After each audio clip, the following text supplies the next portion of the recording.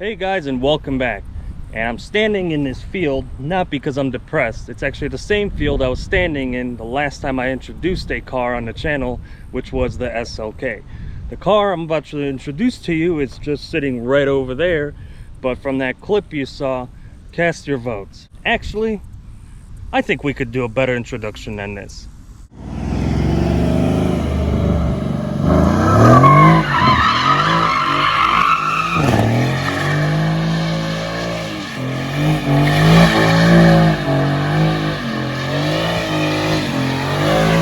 An SUV, who would have thought?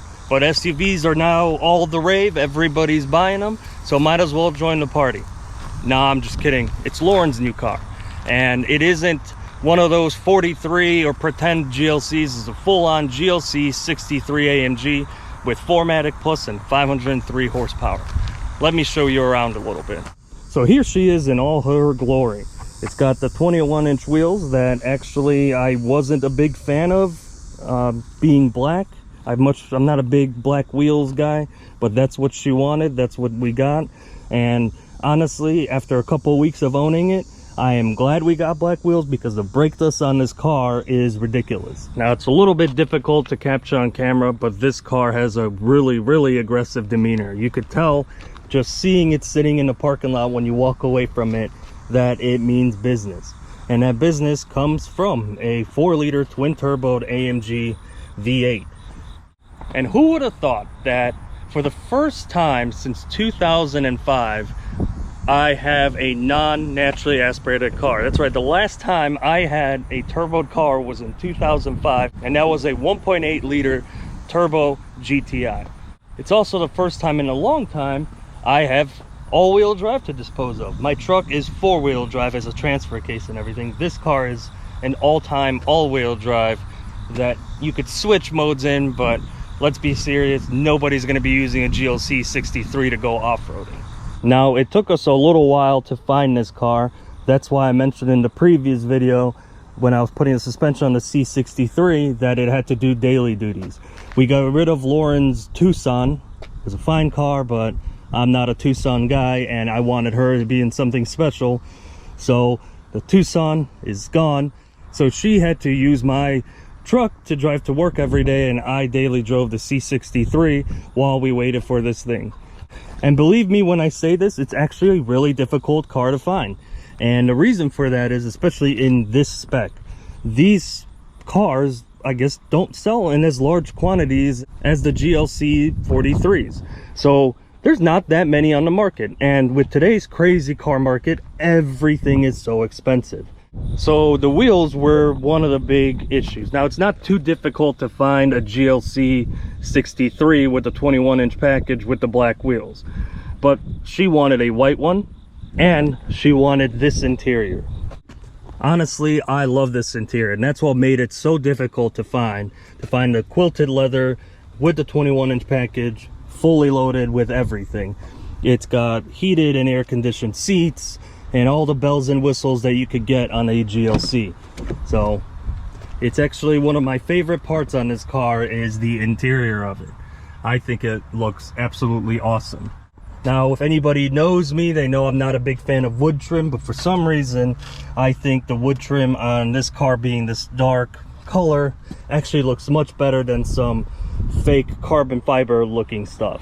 Now, the power obviously comes from this thing. It's a 4-liter with the hot V. The turbos are literally right there in the center of the V, and honestly, I've really liked this engine. The one in my C63, being naturally aspirated, has its own special thing, but this thing makes all the right noises. It pops and bangs. It's a ripper.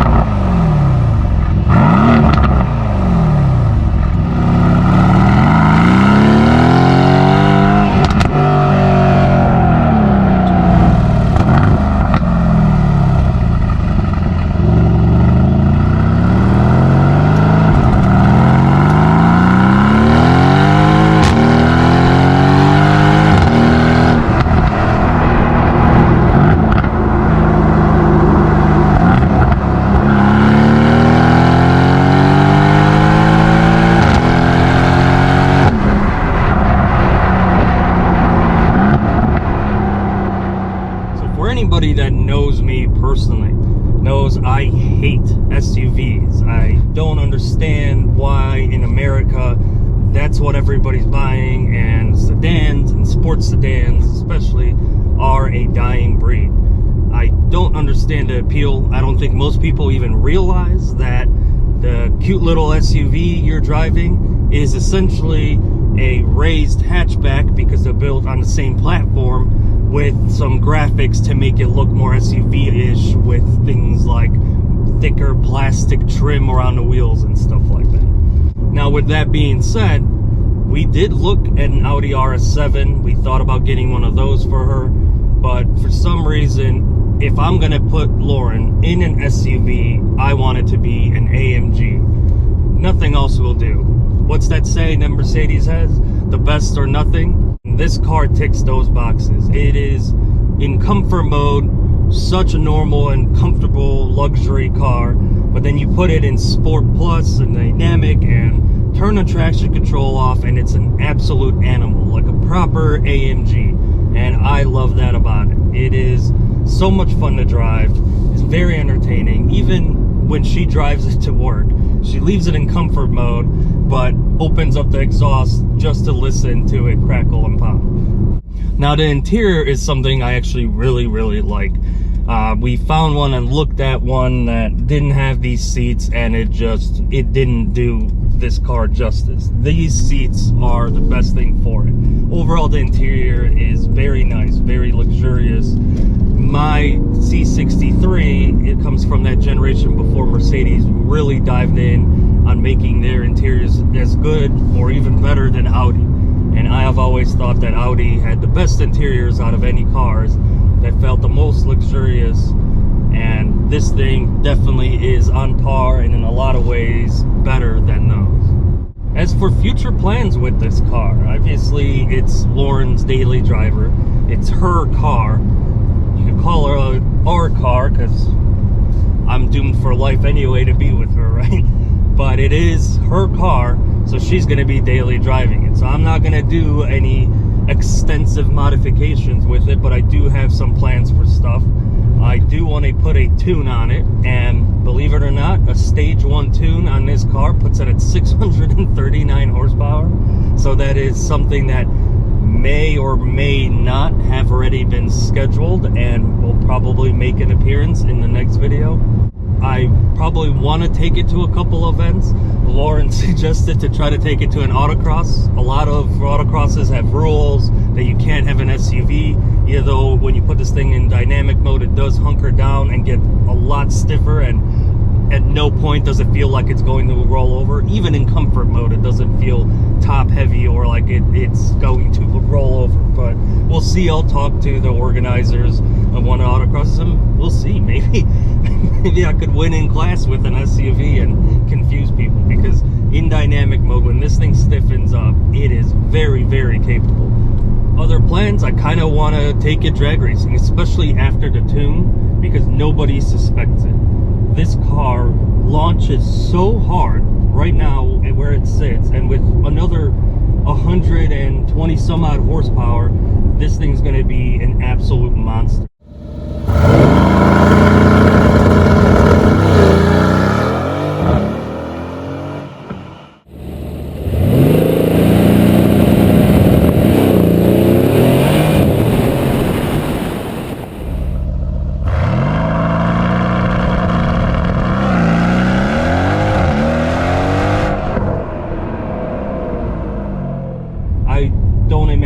It couldn't do a 10-second pass after the tune, so I would love to take it to a drag strip and see what it can do and maybe break some hearts with it with an SUV. Now, what's awesome about this car is the fact that it's kind of unassuming, subtle in the right ways, where from a distance you could tell that there's something more special about this car, but it doesn't do that in-your-face thing like graphically, where you look at me, I'm a sports car, so you can easily, aside from the black wheels, blend in with traffic. But then as soon as you get next to a regular stock GLC 300 or something like that, you see the major difference between the two.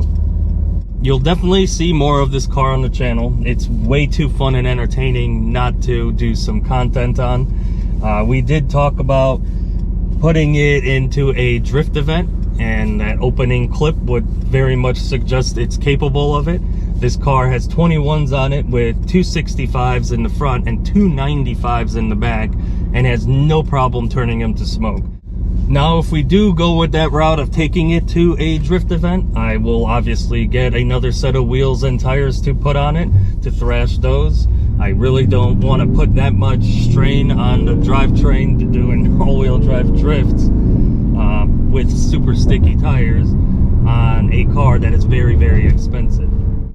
As I've already mentioned, this is the first car since 2005 in my possession that has forced induction. I've been always an all-motor type of guy. NA for me is the way to go, which is a dying breed, I guess, if you want to call it that. You know, every car now is as small displacement as possible with a turbocharger and no real personality. All motor cars have so much personality. Now, AMG managed to accomplish it with this engine, with having twin turbos. For the most part, there's no way you could even tell it's turbo. It acts like a proper AMG V8, and it is honestly a lovely engine. It's pretty sad that it's on its way out because of you people that buy all these hybrids and electric cars and want better miles per gallon. We're not that type of family. I like excess, I like V8s, I like noise, and that is all we have in our household. The smallest displacement car we have is actually currently the 190e with its 2.6 in it, straight 6. As soon as that car gets the LS swap, then a VR6 will be the smallest engine in the household. So we'll leave it off here. I hope you guys like the new car or new addition to the fleet.